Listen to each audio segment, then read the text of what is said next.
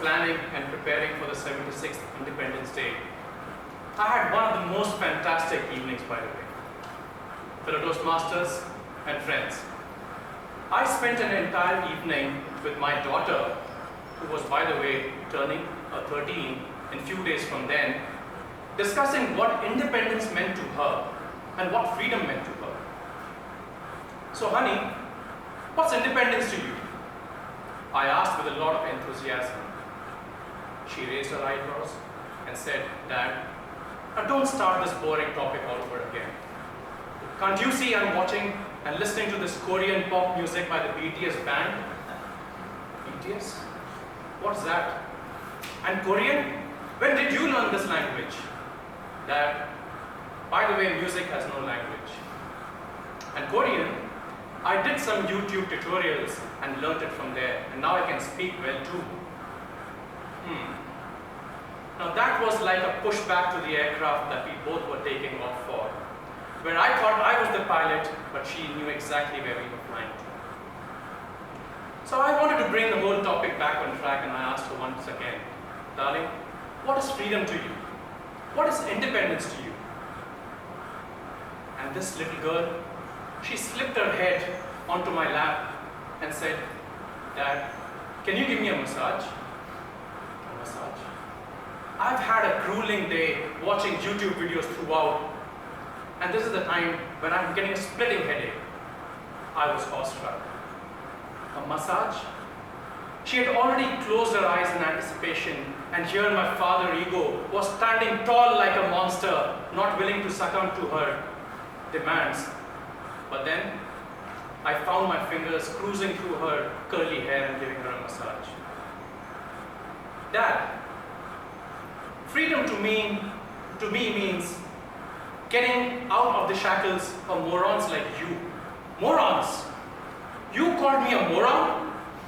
In 25 years of my career, not even one person in my company has ever dared speak against me. And this little peasant, a 12-year-old girl, calls me a moron? I was furious, and she was smirking. Dad, chill. I pulled my hand out of her hair, and she said, Dad, continue, you're doing a great job. I was devastated.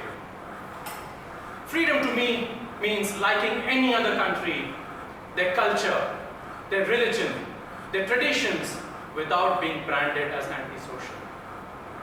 There was a disconnect, my friends. I said, what's in our country that we lack, that you have to seek shelter somewhere out? We have a great culture. We have diverse cuisines and a beautiful tradition. You were born here and you are indebted to this country. And she said, Dad, I have the freedom to choose. I was not happy yet, but I wanted to continue this further. She popped her eyes open, got up from my lap, and she said, Dad, I want the freedom to choose my partner, irrespective of the culture, the religion, the country of origin, and also irrespective of... I said, what? She was quiet. I was angry because I was anticipating something not very good, and she said, irrespective of the gender, I was devastated again.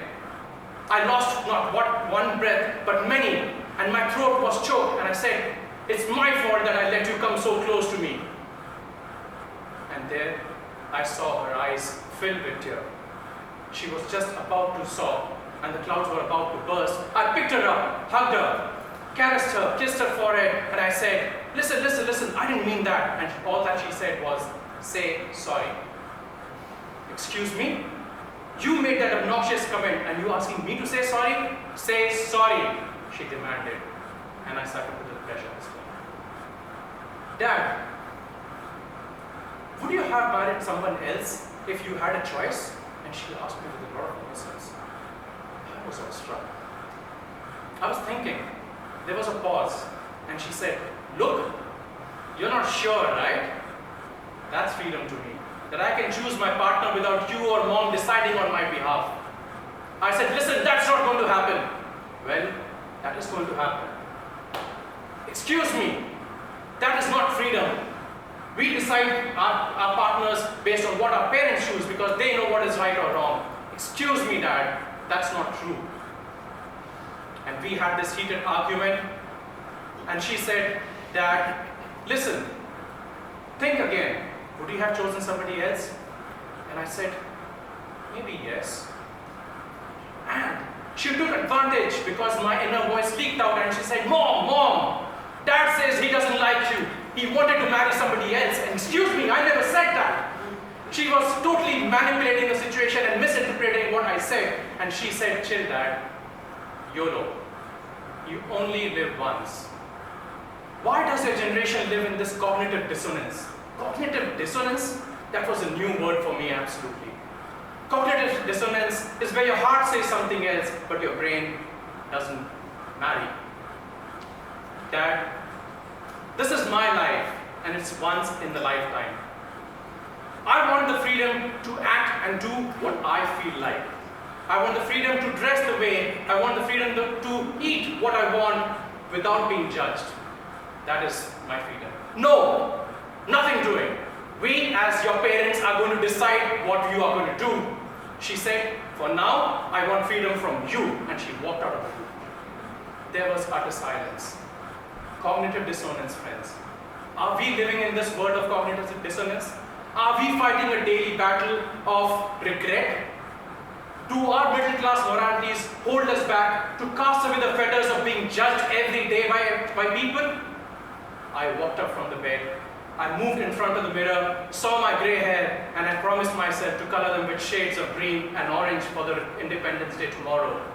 Wanted to paint my face with a flag and wanted to get a tattoo done. And I winked at myself, smiled, and I said, YOLO. Thank you.